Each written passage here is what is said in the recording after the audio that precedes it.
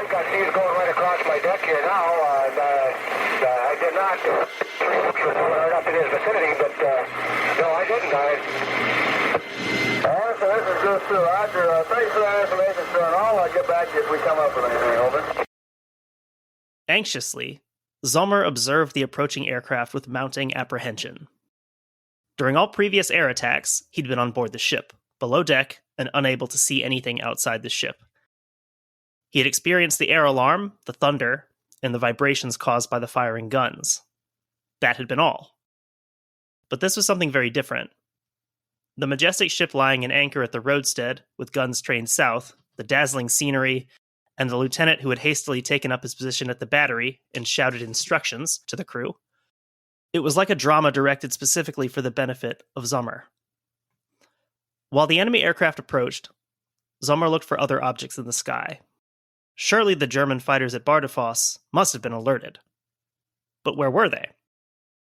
Soon it would be too late to attack the British aircraft before they had released their bombs. He was brusquely interrupted by the flashing forward guns on the battleship. A few seconds later, the shells burst ahead of the enemy aircraft and turned into brown smoke clouds. Zollmer had expected the enemy aircraft to make some kind of evasive maneuver, but they maintained a steady course, seemingly oblivious to the firing German guns. The thunder from the battleship's artillery had already passed the hill, where Zollmer keenly observed the spectacle, when the crackling sound from the battery revealed that the lieutenant had ordered it to open fire. The lighter guns on the battleship joined in. Behind Grindoya, tracers from an anti-aircraft ship raced toward the enemy. Zollmer could not see the vessel, but he knew where it was stationed. In the blue sky, the Lancaster bombers had reached close enough for Zollmer to clearly observe their silhouettes. He could see the four engines and the characteristic tail, despite all the shells bursting around the aircraft. Astoundingly, none of the shells hit, and even more remarkably, the air crews didn't seem to bother about the fire. Did they think themselves invulnerable, these Britons? Zollmer saw the first bomb tumble from the aircraft, leading the formation. Within seconds, the other aircraft also released their bombs, until 18 huge devices could be seen between the aircraft and the battleship. Zollmer shuddered from dread as he saw that the bombs were well aimed. Far too well aimed.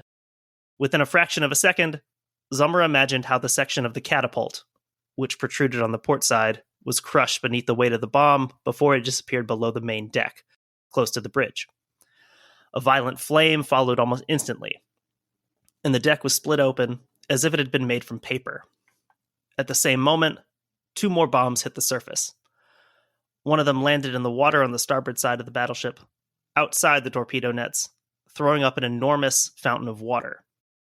The other bomb hit Hakoya, where it threw a cascade of earth and snow toward the blue sky. While Zollmer remained motionless, almost as if he were petrified, the battleship received another hit, this time between the aft turrets and the superstructure. The ship was engulfed in a thick smoke cloud as bomb after bomb splashed into the water around her. Then, the sound waves from the explosions hit Zollmer, and he instantly covered his ears with his hands. It was almost 9:45 on the beautiful Sunday of 12 November 1944, the morning that witnessed the destruction of the battleship Tirpitz.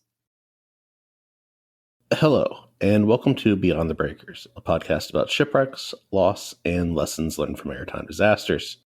Before we get too into it, as always, we want to shout out a couple new patrons. Thank you, Molly and Pascal, for signing up. Hope you guys enjoy that bonus content over there. Thanks for being part of the crew. With all that done, let's go ahead and bring in Tanner. Tanner, how you doing? What you up to? Oh, not too much. Just enjoying a day off. Also, extra big thank you to any new patrons. One of our cats, Winston, is going to need tooth surgery. So, hey, the more patrons, the better, I say, for the show. Help out a fellow member of the crew. Thanksgiving was yesterday. That was fun. I've had the whole week off, so I've been doing not really a lot. Nice. Yeah, I'm fortunate enough to not have to work today, and then I have next Monday off, so I get kind of an extra long break as well. What kind of media have you been up to? A lot of the same stuff. One of the things that I don't think I've mentioned before on the show that I've been reading is a book called Egyptian Mythology by Geraldine Pinch. it is what it sounds like. It is just a book about Egyptian mythology. It's not a huge book, so obviously it's like a fairly surface level overview, but it is very academically presented. And I feel like of the big ancient mythologies, Egyptian mythology is the one that you kind of are exposed to the least, just like kind of in school. And so it's interesting reading a bit more. And it's interesting in how fragmentary a lot of it is, just because a lot of this is so old. Instead of like the complete picture we have with like Roman or Greek mythology, it's like sort of, and even that, like even the fact of the idea of there being a complete picture isn't really even possible, because we're talking about a society that existed in some form for like 3,000-4,000 years, and belief changes and morphs into different things over those times. If you asked someone from the first or second dynasty, who is Ra? What does he do? You'd get probably a totally different answer from if you asked that during like the Ptolemaic period in Egypt. And the idea that a lot of the stories that are kind of part of the canon of Egyptian mythology, a lot of those are fragmentary in the sense that, there's no set down text of, hey, this is the story of the murder of Osiris. This is the story of, Horus battling against Seth. A lot of the stories that have been constructed have been done so based on references other places. Like, in tomb inscriptions may refer to, this god did this thing, so this must have been a story that was known to people at the time.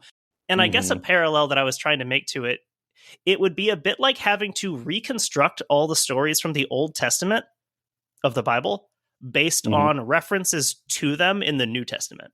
Yeah, that kind of makes sense. Like, you might get the idea of a story, but not necessarily the details or how it happened, but kind of you only know the resolution. You might pick up like, oh, okay, Prophet Elijah ascended to heaven in a chariot at some point, but you might not have the full context of who was this guy? What was he doing when this happened? So it's really interesting in that sense. You do have a deep sense of kind of the bigness of human history when you try to go that far back, looking at belief and seeing some of the similarities and differences, how these things are conceptualized. Even the creation of the world, there's a lot of big differences, but there's also a lot of commonality from different belief systems. So that's been fun. Yeah, that sounds interesting. How about you? Let's see, I've been watching Only Murders in the Building. It's a Hulu show. It's got Martin Short, Selena Gomez, and Steve Martin in it. I absolutely love the Martin Short character. Selena Gomez is actually far better than I expected her to be. And of course, Steve Martin is pretty funny, as you'd expect. It's got it's not like the deepest plot ever. It's a little thinly written, but I kind of like that. Like, not every show has to be something that ties up every single little loose end with a setup 3 episodes before. Not everything can be as masterfully written as Vikings, which is what I'm currently watching because I finished Black Sails. This one strikes me as just like, it's a good mix of goofy but kind of dark humor. It's fun. My only complaint so far is that Amy Schumer is a guest star on season 2, and Michael Rappaport has a small reoccurring role. So he plays an asshole cop. So actually, like, it's fine. Sounds pretty racist to object to the two of them being in a show. So that's the only bad things so far. Amy Schumer is one of the only actresses that can like take me out of what I'm watching completely. I can watch a lot of people I don't particularly like do their thing, but she absolutely pulls me out of every scene that she's in, and I'm like, ugh. Breaks the suspension of disbelief. It does, fully and completely. I go back and forth on which Schumer's the worst. We were eating fried chicken at work the other day because our students love fried chicken. So they have it for most of the big events. And I couldn't stop thinking about Chuck Schumer being like, no, that doesn't stand for Kentucky Fried French Fries. I forgot about that. My other highlight here is college basketball is back. I'm always really excited for the return of college basketball. I love the early season tournaments that take place in like random convention centers and stuff. like the early 11 a.m. tips that some of the games have. And I feel like college basketball is the perfect college sport. Everyone actually has a chance at the beginning of the season. I think that's kind of cool, unlike football, where that is not true. Literally every like Division I school has a chance to make the playoffs and win the tournament. So I think you also see a lot more like different styles of basketball being played than you do in the NBA. You actually get to see teams running offense or teams that constantly pressure the ball, things like that. So it's just a fun, I don't know. College basketball is always a lot of fun. Yeah, I think that college basketball is fun in that like one electric player can take a team on a historic run, into, deep into the tournament. If St. Bonaventure has a great player one season, like that can actually be the difference in them making it to the Sweet 16 or something. Whereas, like in college football, it's like one great player only does so much for the team. So yeah, that's kind of what I've been up to. That, and of course, obviously, it is Michigan, Ohio State coming up this week. So that's a thing. It's weird being kind of a neutral observer in that one and not having strong feelings either way. It's still a lot of fun, though. Yeah, I guess that's tomorrow, right? That's a good day to be snowed in, which is probably what Katie and I will be tomorrow. Yeah, enjoy your 2 feet of snow. Yeah. Well, should we talk about the land of ice and snow where most of our story's taking place? We should, because we're doing a double recording today. Yeah, we're going to be in the frigid Arctic or almost Arctic here. I don't know exactly where the line would be for our story. We're kind of on it for most of it. But then after this, we are traveling to the sunny, but also very wet Malabar coast of India. Okay, yeah, that's a little different setting. / the Red Sea a little bit, the east coast of Africa, places like that.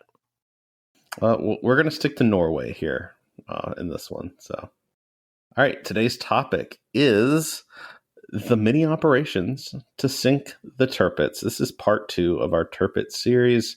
So if you're listening to this one first, go back and listen to the first one, please. Or don't. I haven't technically finished editing it, so there's nothing to listen to yet. But by the time this is out, there will be. So last episode, we looked into the disappointing career of the German battleship Bismarck. We kind of looked at it from the Bismarck side of things. The Tirpitz? All right. Yeah. I was reading Bismarck in my next line here. Tirpitz and her sister ship Bismarck had been the pride of the German fleet. They're expected to change the course of the war at sea.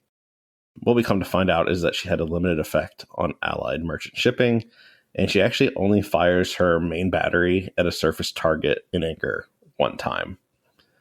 Pretty disappointing there. She essentially becomes a fortified position in a Norwegian fjord with fixed anti-aircraft gun emplacements, and she's not really fit for sailing by the end of her career.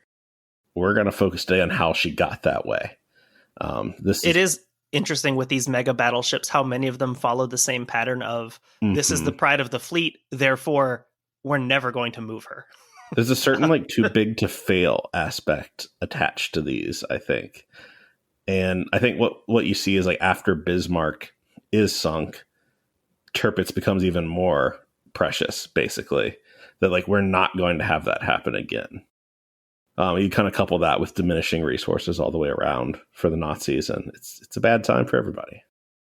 So the easiest way to do this today, I think, is there's a lot of operations or attacks that happen. I'm going to kind of cherry pick the most interesting and the biggest ones. So this is not an exhaustive list, but it is the interesting list. So we will begin with Operation Source.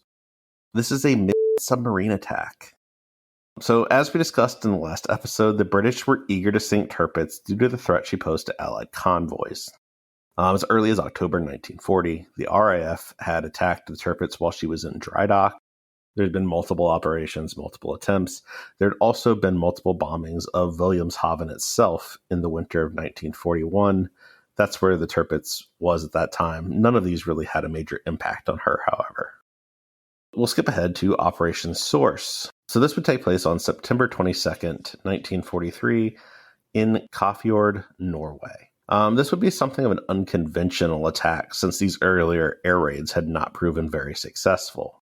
Secondary, but also targeted along with the Tirpitz, were the Scharnhorst and Lutzow, who we discussed in some of the previous episodes. So when I say unconventional, we're almost going to take a step back in submarine warfare here. The British have employed the newly designed X-Craft submarine. They were 51 feet long and had a beam of just under 6 feet. They also had a crew of 4 people. This is much more like what you think of when you think of the Hunley. Yeah, like this is very much going back towards like the Hunley. It's pretty bare bones. They're hand cranking this thing down there. There probably were some hand cranks on this thing. In total, 8 of these were built, with 5 being scuttled, 1 foundering, 1 being lost in a collision, and there's actually 1 currently preserved today. These subs were towed by a regular submarine, and then they were intended to slip under torpedo nets. So these were to like get into the actual harbor area and approach up close, much like the Hunley. So also much like the Hunley or even the Turtle, they're not really equipped with torpedoes. They're equipped with mines. They may have called these torpedoes back in like the Revolutionary War, but we would think of them as mines. These are intended to be placed on the seafloor under the target. Each of these mini subs could hold 2 4,400-pound mines. So these are pretty big mines. The idea is you put it on the seafloor under the target, and the concussion and water blast basically breaks the back of the ship.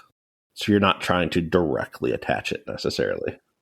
I guess it makes sense because they're in water and you can make them a lot heavier, but I didn't, realize that mines could be so much bigger than bombs in terms of their capacity. 4,400 pounds. Yeah, that would be a massive bomb. That's bigger than, I think, any bomb we talk about today. Yeah. So this operation is scheduled to happen at some point between the 20th and 25th of September, 1943. 10 vessels are planned for the attack. However, only 8 of these would reach Kafjord on September 22nd. Boats X5, X6, and X7 were able to successfully remain undetected. X6 and X7 managed to lay their mines within the range, the effective range of Tirpitz. X5 ended up actually being detected about 660 feet from the defensive torpedo netting. That seems not good. Tirpitz opens up immediately, raking the X5 with her secondary battery and deploying depth charges, which ultimately sank the submarine. I assume they're way too close within range of her main guns. So is this why she's using her smaller? Yeah, stuff? Like that's literally like the point of the secondary. Would be a waste batteries. Of a shell, I imagine, on such a small craft. And it may be that you can't even get the big guns to like decline enough to make the shot. Like this is a perfect secondary, which for most ships, the secondary battery on a battleship is their primary battery. So it's still pretty formidable. Let's go back and check on those mines that X6 and X7 were able to place. The first mine exploded next to the turret Caesar. As we mentioned before, all of these gun turrets on Tirpitz have names. So are these mines that are like attached to the seafloor and floating like on a chain? I think they're just placed and anchored, basically. Like they're not necessarily contact mines. They're proximity mines. Okay. The second one would detonate, and I think they're probably on a timer, honestly, in this case, because like you're going to plant it and then run the timer to get away and then blow it up. The second one detonated about 150 feet off of the port bow. So that's 150 feet is pretty close when you're talking about 4,400 pounds of explosives. I mean, like that's like it going off like across the street. I guess. Pretty much. So as a result of these explosions, there was substantial damage. A fuel tank is ruptured. Shale plating is torn apart. There's a large indentation formed on the bottom of the vessel. Did you say shale? Shale. Shell plating was torn. And there was a large indentation that was formed on the bottom of the vessel. This is basically the bottom of the double hull. that it has. There's a bulge in that caused by the pressure. There's also about 1,400 tons of water that flood into the ship, which it's always amazing how like those numbers sound like a lot, but in the grand scheme of things, they're not. It's controlled pretty quickly by counter flooding, and it only results in like a 1 to 2 degree port list. That's still a lot of water. All the turbo generators in generator room number 2 are damaged, and all but one in room number 1 are disabled by a broken steam line that severs power cables. So it's pretty messy. It's not great like in the engine compartments and stuff. Turret Dora is thrown from her bearings and she could no longer be rotated. This is exacerbated a little bit by the fact that Norway doesn't have heavy cranes to make that kind of a repair. So they're basically left with a turret just stuck in place. Like an old-timey gunship where you had to just move the whole ship. Yeah, like the Virginia. Like those Rennell class ships we talked about with the Russian Navy. Something that'll become a bit of a runner as we go on here. Both of the Arado AR-196 float planes are destroyed in this attack. It's interesting here that the repairs ended up being conducted by the repair ship Newmark, which completed them on the 2nd of April, 1944. So you can see this knocked her out for quite a while. You're talking September of 1943. She's not ready for action again until the 2nd of April. And it's a kind of a miracle that even happened. I was reading a little bit that like sending this Newmark vessel, this repair ship to go do these repairs, it wasn't like 100% that she would even be able to do everything. They had to be pretty like resourceful to get these repairs done as quickly as they did. It's a bit like a miniature version of us after Pearl Harbor, getting vessels back out there. Throughout those Pacific naval campaigns, it's like a lot of those carriers are operating at like 75-80% functionality just to get it back into action and hoping that it doesn't take any serious damage. And that's kind of the process we're going to see here, is that over time, these attacks do kind of add up. Full speed trials will be conducted on April 3rd, 1944 in Altafjord. And at that point, Tirpitz is considered basically ready to go. And that will carry us over into Operation Tungsten, which is the next operation we'll talk about. So the British learned that Tirpitz is nearing operational status when the Newmark and its repair crews left in March of 1944. We talked about in the first episode that the British had pretty good intelligence on the ground. Even they're a little surprised, though, at how quickly these repairs happen and how quickly Tirpitz is ready to be deployed again. But they're also very aware that it's happening. Sort of like the Death Star in Return of the Jedi. Yeah, basically. I think that's over. I think it was the recycling truck.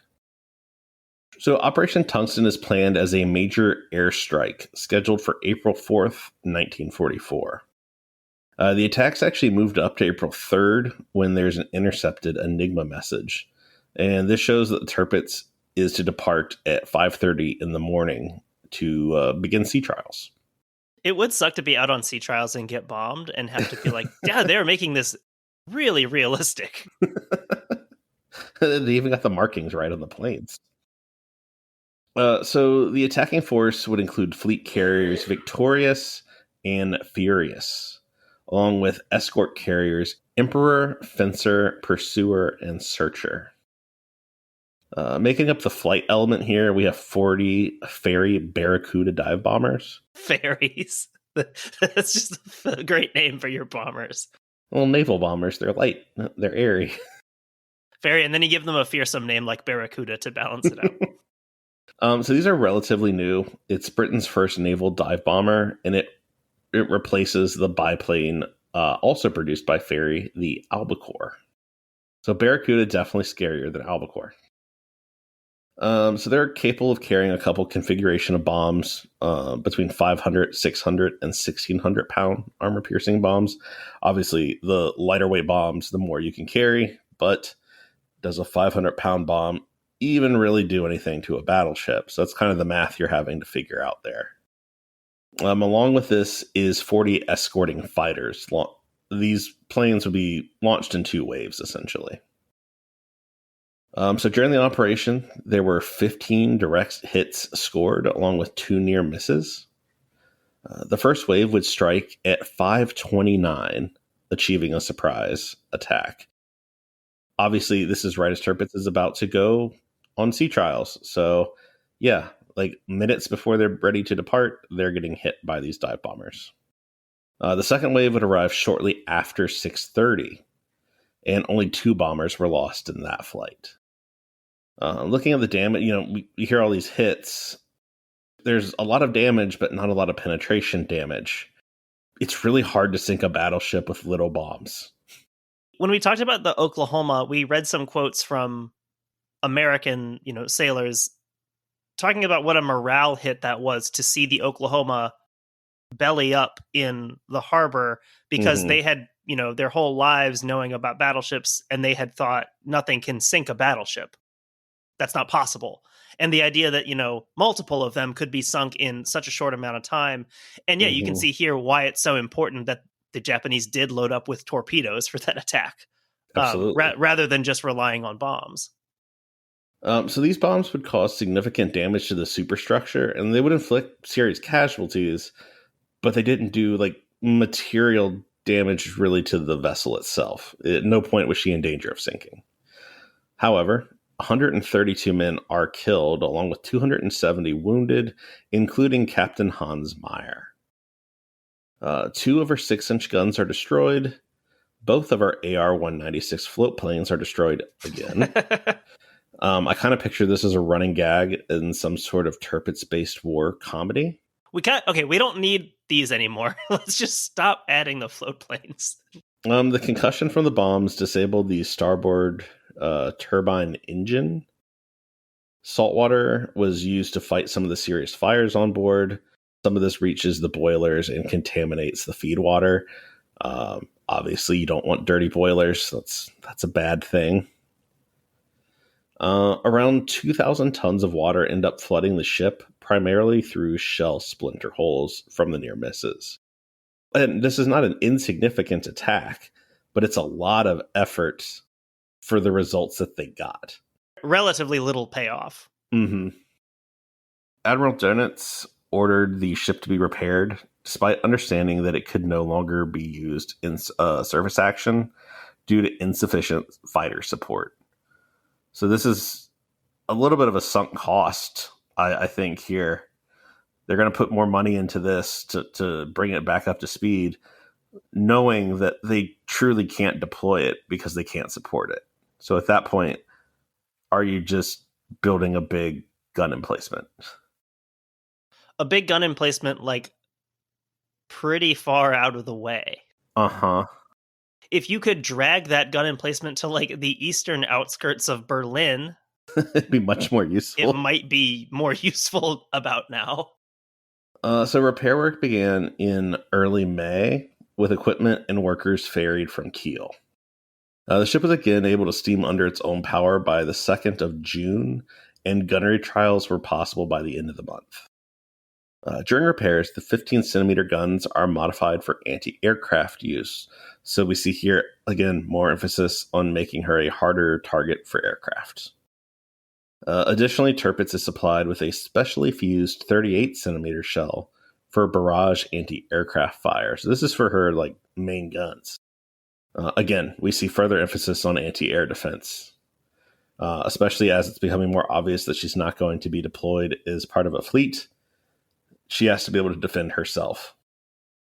This brings us to a whole series of operations here. Some of these go pretty quick. We have Operations Planet, Brawn, Tiger Claw, Mascot, and my personal favorite, Goodwood. Hey, that's what Taylor Swift was singing about. I still haven't listened to that album, but... It's fine. I guess I've kind of missed the hype, so I could probably get away with not listening to it. So a series of follow-up carrier strikes were planned, but they are repeatedly canceled due to bad weather.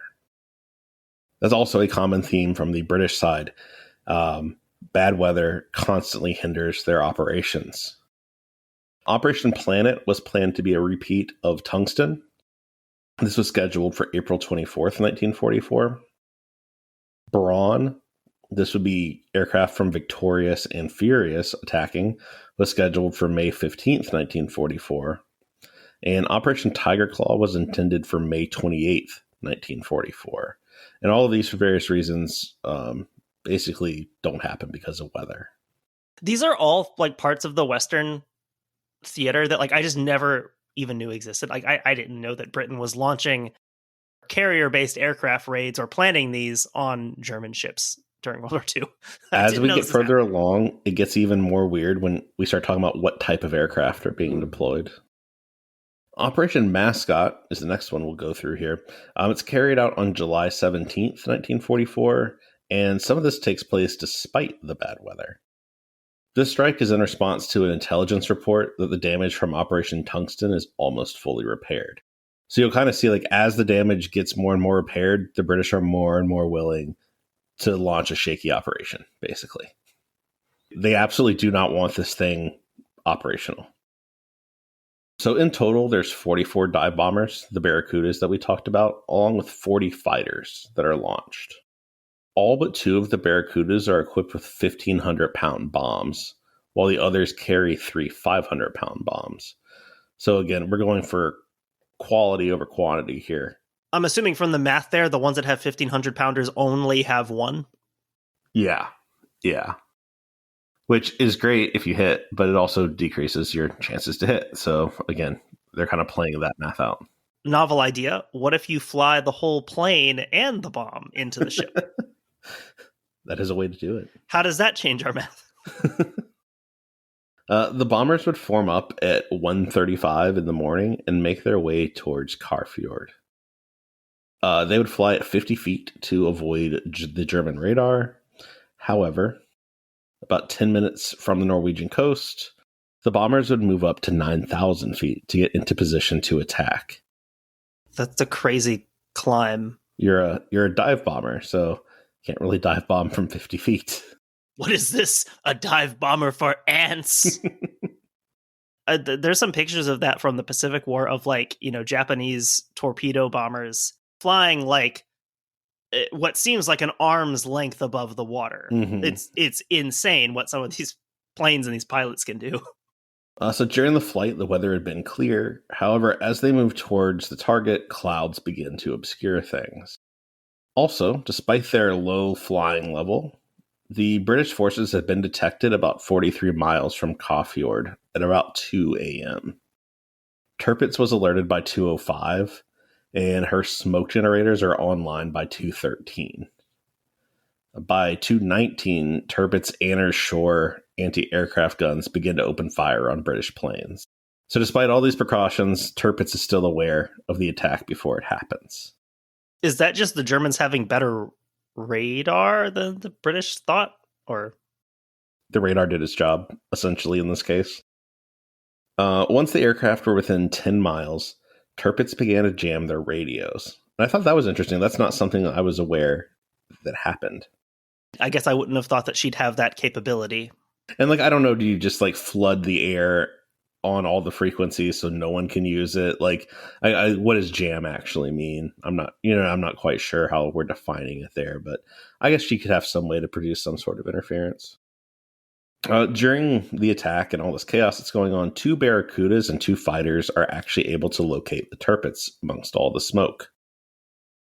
Some of the escort fighters are able to strafe some of the anti-aircraft positions, and they also attack a destroyer Z-33. So kind of a light attack, some strafing, that kind of thing, but enough to keep crews' heads down. And that's really what you're going for there. Such boring names for the German vessels, like the non-capital ships. Like Z, I assume the Z stands for Zerstörer, like just Destroyer 33. Probably. They were a little busy. They could work on that. Due to the smoke and low clouds, fighter pilots are only able to fire at positions by watching for tracer fire. It's pretty intense. You basically have to see them fire first and then shoot back. The anti-aircraft fire is extremely heavy, but it's also inaccurate. You have to remember, like, the smoke and the fog kind of go both ways. Basically, no one can see anything in all of this. This leaves 35 dive bombers to attempt to blindly attack the vessel by aiming at her gun flashes. They don't actually have a position on her. They just see gun flashes, and they're going to assume that's the target. Like, I guess she is pretty big, so Right. like, your chances are okay, I guess. All of this took place over the course of 25 minutes. There are 7 near misses, but no damage is reported. A few of the other bombers would attack other anti-aircraft positions, and they would also harass destroyer Z-33. 4 Barracudas were not able to drop their bombs over the target. This results in 3 of them dropping them in the sea on the way home, and 1 of them is not able to get their bombs to release, so they're forced to land with them, which is less than optimal. That's something I didn't really think about until watching Masters of the Air, because that's something they'd have to do as well, that if like they didn't fly over their target to drop their bombs, they'd have to drop them in the English Channel on the way home, because they're not really meant to land with like fused bombs. You're kind of not supposed to bring them back.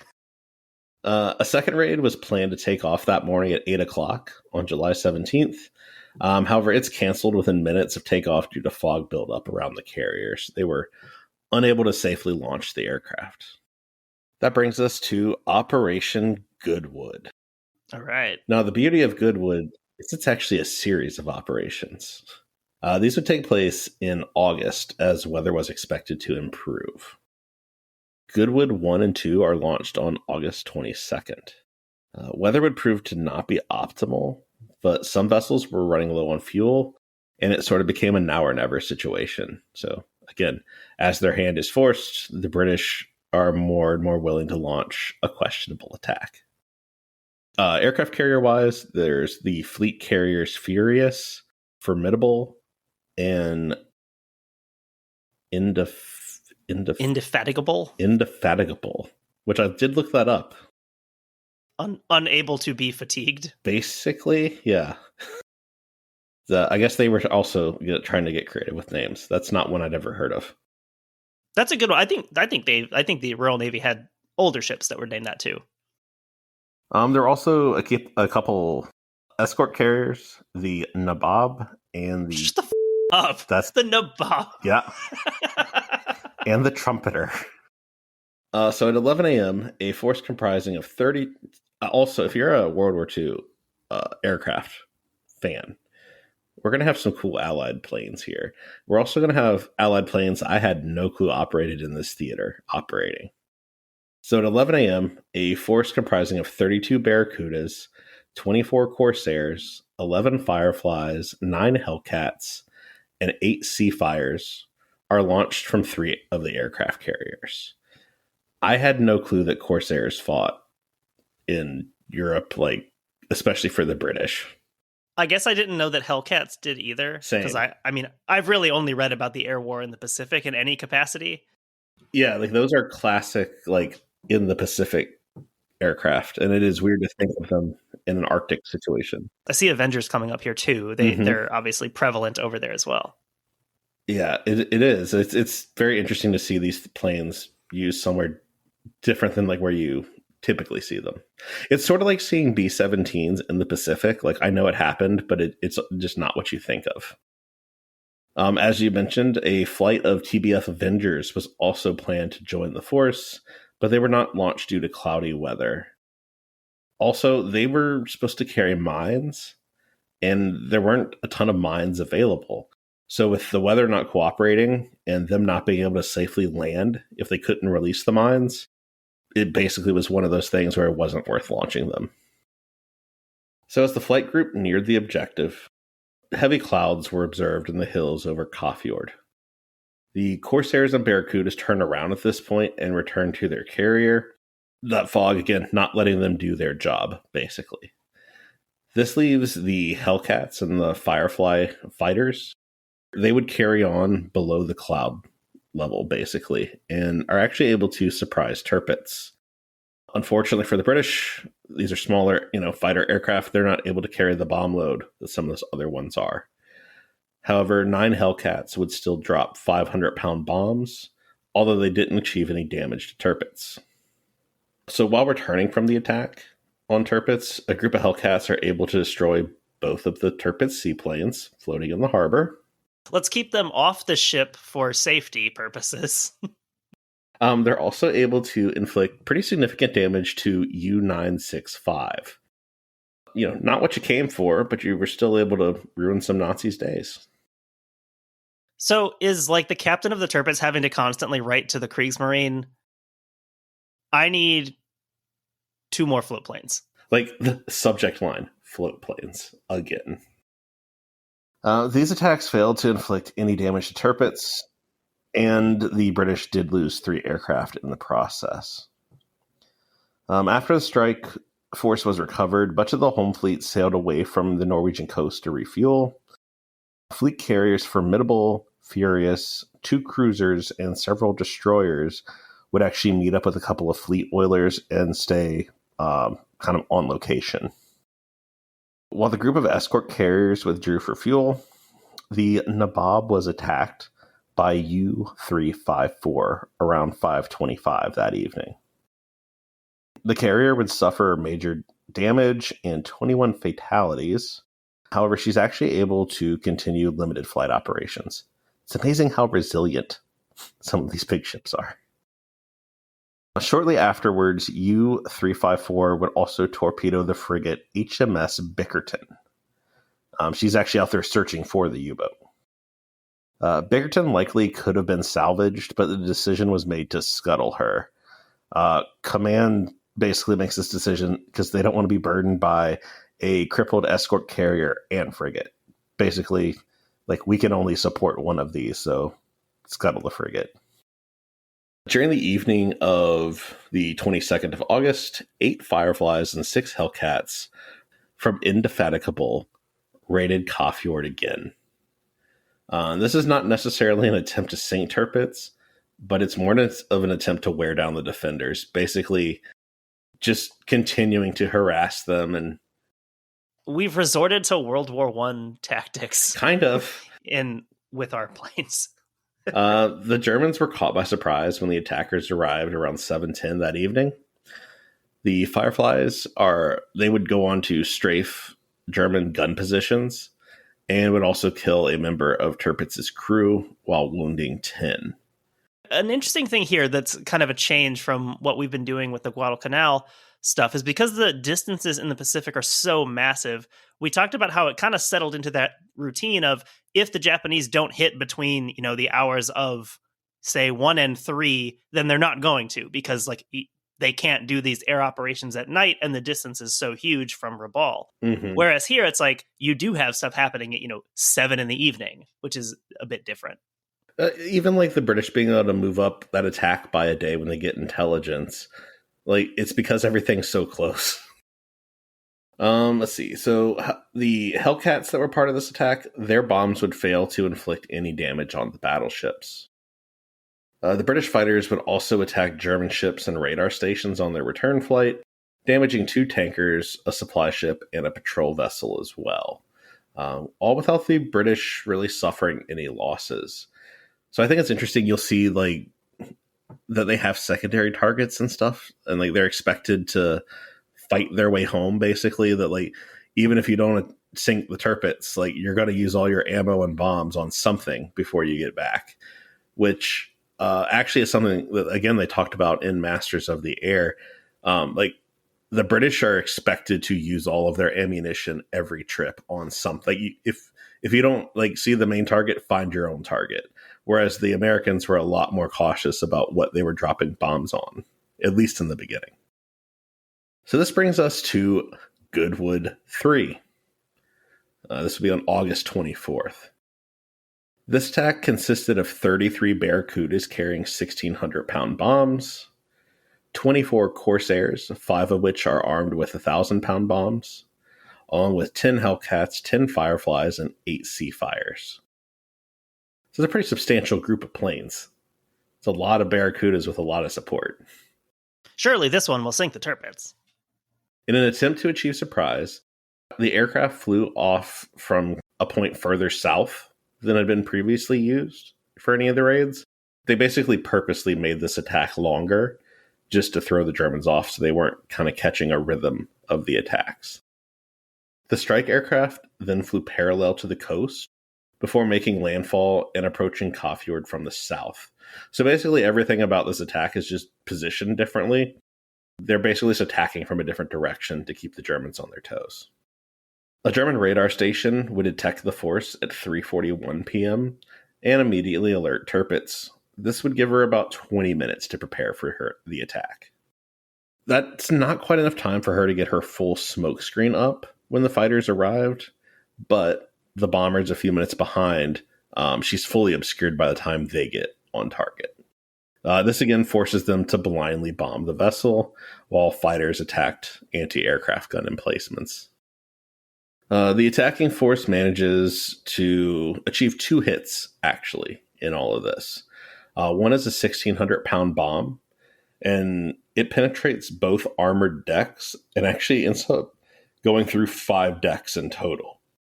And this kills a sailor in a radio compartment deep inside the ship.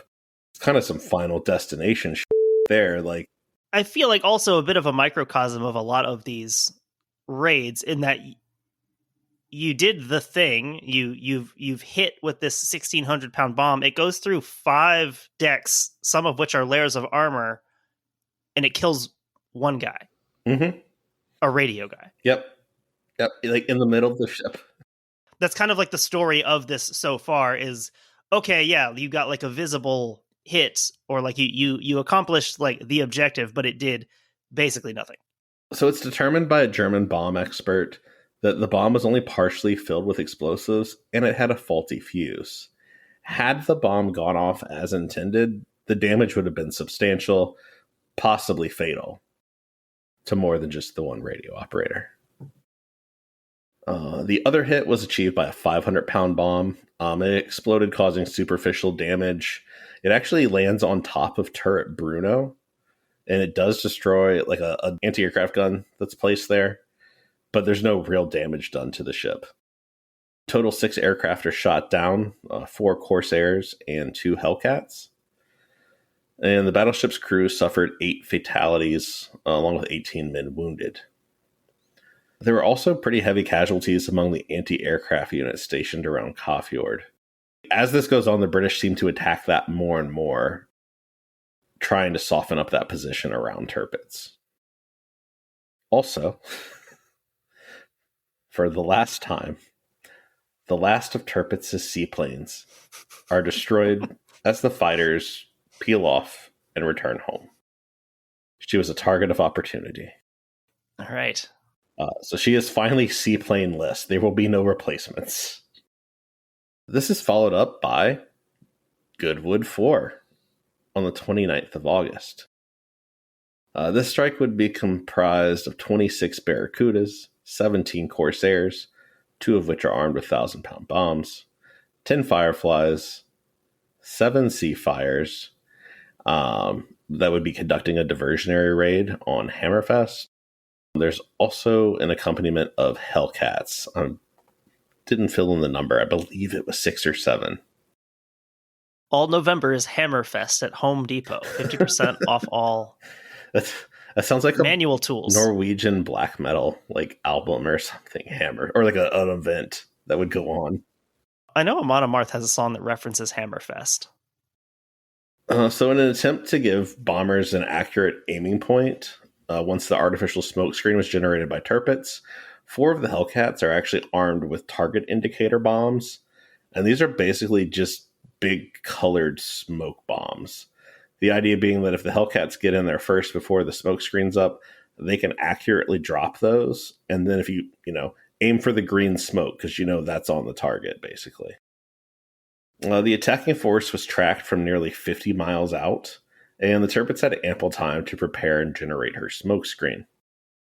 Tirpitz gunners would shoot down 1 Firefly and 1 Corsair, and they expended a lot of ammo in this one. They would fire 54 main gun rounds of that special ammo that we were talking about for the barrage, 161 secondary rounds, and she would expel about 20% of her anti-aircraft ammo as well. So basically what you're seeing here is the Tirpitz is having to exert a lot of effort to defend herself as well in each of these attacks. I think I would like to be the guy who runs the smoke machine. I think that would be a fun job on the Tirpitz. If you had to be a Nazi, you want to be the smoke machine guy? You're kind of adding the vibe. Oh yeah, turn on this smoke machine. It's about to get very hot in here. That brings us to our next set of operations. Operations Paravane and Obviate. These would be RAF attacks, not naval attacks. These would be done by heavy bombers. Due to the ineffectiveness of the fleet air arm strikes, the task is transferred to RAF's number 5 group. This is a group that flies Lancaster bombers. These bombers are armed with 5.4-ton tallboy bombs. We're like... Wait, 5 tons? Yeah, they're big. So they're like 10, over 10,000 pounds? Yeah, these are big bombs. They're tall boys, if you will. Not tall boys, not just for PBR. So Operation Paravane would take place on September 15th, 1944. Something else that's a little different is rather than launching these from carriers, we're going to launch these from the Soviet Union. Ooh, nice. Switch it up a little bit. Yeah. They'd be operating out of Yagodnik in Russia. So this force would consist of 23 Lancasters, 17 of which would have 1 tallboy bomb. 6 would have 12 JW mines. So basically you have a mix there. You've got the bombs that obviously you're going to try to drop on target. Mines, you can be a little bit more of an area denial weapon. Either way, you're putting forward a couple different ways here to sink Tirpitz. What we'll see happen here is that one of the Lancasters with a tallboy actually achieves a hit. The tallboy would penetrate the ship, exit the keel, and explode on the fjord bottom. This basically acts just like the mines would that we were talking about from the submarines earlier. That's going to generate a massive pressure wave in the water. Plus, it has already put a hole Yes. in the keel. So the bow was flooded with between 800 and 1,000 tons of water. This causes like a major like trim forward. She's basically beginning to lean forward in the water. She's declared unseaworthy and limited to only 8 to 10 knots. Fire control equipment is severely damaged by the concussive shock. And this is really the first time like major damage has been done. This is the kind of thing that she can potentially sink from. It's got to be very weird being on such a massive ship and actually feeling the sense of, oh, the ship is noticeably trimming forward to the extent that something is wrong. Because like being on a ship of fairly large size, it's like you don't really feel the water necessarily. Right. Like, you kind of like, I mean, the biggest thing I've been on recently is the Badger ferry. And even on that's not a massive vessel. But still, you when you're inside, you kind of forget you're on the water because you don't really feel the waves. And so, yeah, I imagine on a ship of this size, it's like that noticeable change to be one of those crew is probably unsettling. Mm-hmm. German Naval Command decides to repair the ship, but she's only going to be used as a floating gun battery. She's achieving her final form, basically. It's also basically the role she's been playing anyway. Basic repairs would still take weeks. So these repairs would allow the Tirpitz to conduct her final 200 nautical mile voyage to Tromsø on October 15th. So this is just, they're just trying to do like patch work just to get her to somewhere that has better facilities, basically. Not wasting any time, the British launched Operation Obviate on October 29th, after the ship was moored off of Hakoya Island outside of Tromsø. I think that's actually redundant because I think the Oya part is island. Oh, really? I think so, if I remember correctly. I am not up on my Norwegian. So in total, there were 32 Lancasters, parts of number 9 and number 617 squadrons. But only one would achieve a near miss, and this is partially, again, due to the bad weather. The underwater explosion does damage the port rudder and shaft and causes some minor flooding. One aircraft is damaged by ground-based anti-aircraft guns. However, Tirpitz's 38-centimeter fragmentation shells proved to be pretty ineffective against the Lancasters. Following the attack, Tirpitz's anchorage was improved. A large sandbank was constructed under and around the ship. This is to prevent her from capsizing, since she's already kind of unstable. Additional torpedo netting is installed. A 1-degree port list is actually retained, and that's because they calculate this gives her the most reserve buoyancy. It's kind of interesting that they chose to maintain the list. The ship was prepared as a floating artillery battery. Being that fuel is limited, there's really no other purpose. That being said, if you're not going to go sailing, you can reduce your crew as well. So the crew is reduced from about 2,600 to 1,600. I can only imagine they also probably needed bodies for the Eastern Front, so it probably didn't get better for those people. Yeah, late 1944, that Red Army steamroller is coming.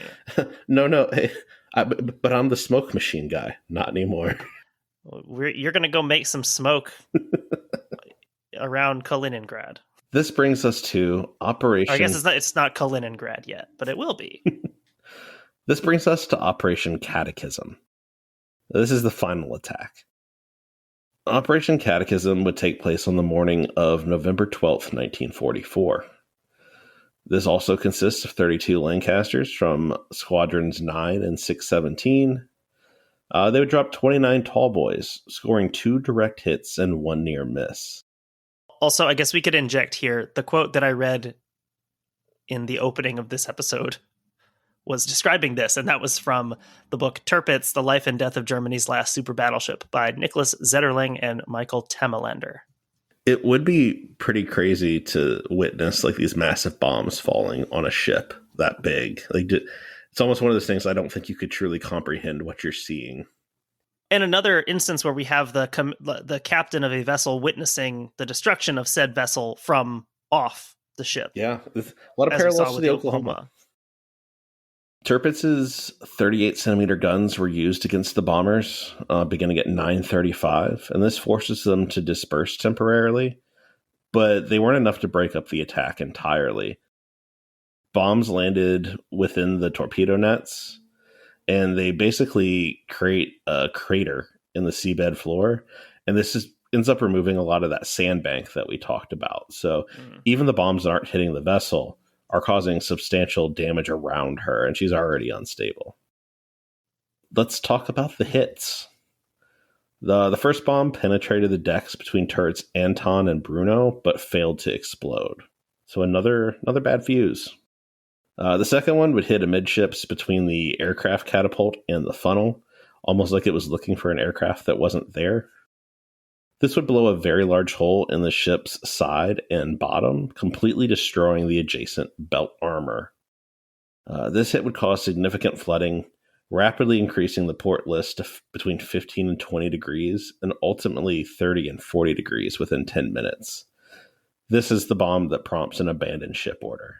There's a question on if a third bomb actually struck her. A third bomb may have struck the port side of turret Caesar. However, at 9:58, all we know is that a large explosion rocked the turret, and the roof and part of the rotating structure was actually thrown about 82 feet into the air, crushing men as they swam ashore. Oh, getting off of this and then getting crushed by the turret as you're swimming. So, I guess the debate there is, did a bomb cause that, or was that an internal explosion? Regardless, I guess the result kind of doesn't, the result speaks for itself. The cause doesn't really matter if you're one of the guys in the water being crushed by Caesar. We've had a few instances in this episode and others where, a bomb penetrates the deck but doesn't explode. And I wonder if you were stationed right where that happened and you see this bomb come through your ceiling and land and not explode, what would that do to you for the rest of your life? Do you think you would live your life very carefully and like, okay, I used up my one near-death experience. I don't want to do anything dangerous ever again. Or do you think you would just become like a total daredevil? Like, I'm untouchable.